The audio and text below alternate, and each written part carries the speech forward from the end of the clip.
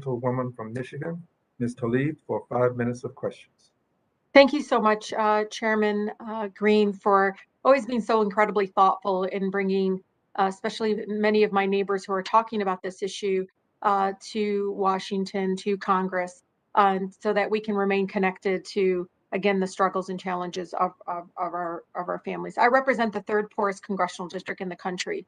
So this is something that I think is at the forefront of some of the struggles. I mean, it is not free to bank in our country. So I have the Federal Reserve has found that 6% of the U.S. Adults are unbanked and another 16% are underbanked. I know out of 4 in Detroit, an 85% Black city, don't have access to a savings account or a checking account. Many of these are, unbanked or underbanked individuals are experiencing economic distress. They're living check by check. Their lack of access to banking compounds the difficulties they have in accessing housing, credit, and other essential services. So we need to understand there aren't structures in place right now, I think, to support working class individuals, again, majority being my neighbors in that regard. And I understand the struggle of trying to figure out what we're doing here. I think just talking about this issue and figuring out how do we fix it, because as a result, even though the pandemic has accelerated the trend towards digital payments, cash remains the primary payment method for 35 million Americans, and that's 14% of our population. We know that it is expensive to be poor in our country. Even as financial institutions offer so-called low-cost bank accounts, so-called like free checking, it is rarely free, y'all, particularly for low-income families and individuals who may struggle to maintain a balance. Banks recoup that cost of maintaining an account through other fees like overdraft penalties and so much more. So, Ms. Ruja, how does the shift to cashless economy compound the effects of penalties like overdraft fees? And do you think we have adequate overdraft protections in place for many of our neighbors, again, low-income neighbors that are experiencing this?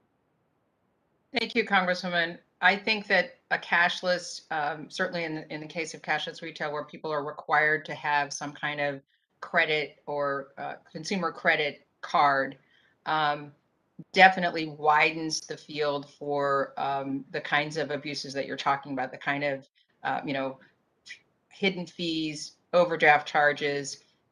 In many cases, we have a coaching program and we have a counseling program, housing counseling program, and people are struggling to manage their budgets and make sure that they are not doing things to make their credit worse. So, to force people to move into situations where they're in danger of going into overdraft more often, and by subjecting them to the kind of cybersecurity problems, identity theft, would exacerbate the problem. And Ruja, I can tell you, I mean, it could be the littlest things, one day, not being able to get your child to school and having to spend a little bit more on gas or having a flat tire. I mean, so many various emergencies can really impact a family, just automatically set them back even 2 months. I know, Ms. Garcia, what role can creation of a public banking infrastructure can play here, such as postal banking? I know you talked about that, offering debit cards automatically tied to individual Fed accounts, play in mitigating the effects of cashless economy and bridging that gap between the banked and the underbanked. Yes, well, you definitely cited a very important element of one of the benefits of public banks, certainly greater accessibility and creation of banks that are using community input into what the community really needs.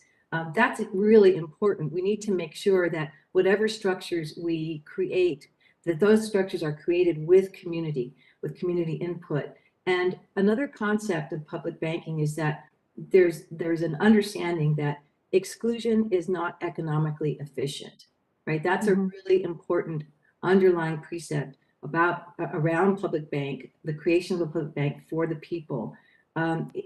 Access is so important, and I think there are so many neighborhoods that have been cut out of banking in part because banks just are not there, or they have left. No, absolutely, I agree.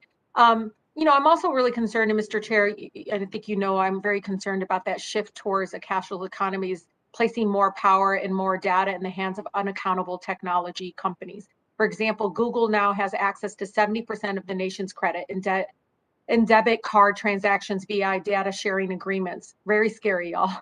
In 2019, Amazon integrated with WorldPay, a company that had already processed more than 1.7 trillion in payments annually. These are companies then that sell the biometric payment data that have collected to, other third parties with little to no regulation. And as corporations leverage their market power to keep consumers within their ecosystem, consumers deserve public alternative to big. Time Oh, has expired. by thank you, 30 Mr. Chair. seconds. I'm so sorry I ran out of time. You may place it in your comments in the record, of course. Thank you, sir. The gentlelady's time having expired, the chair will now recognize the gentlewoman from Texas, Ms. Garcia, for 5 minutes of questions. Thank you, Mr.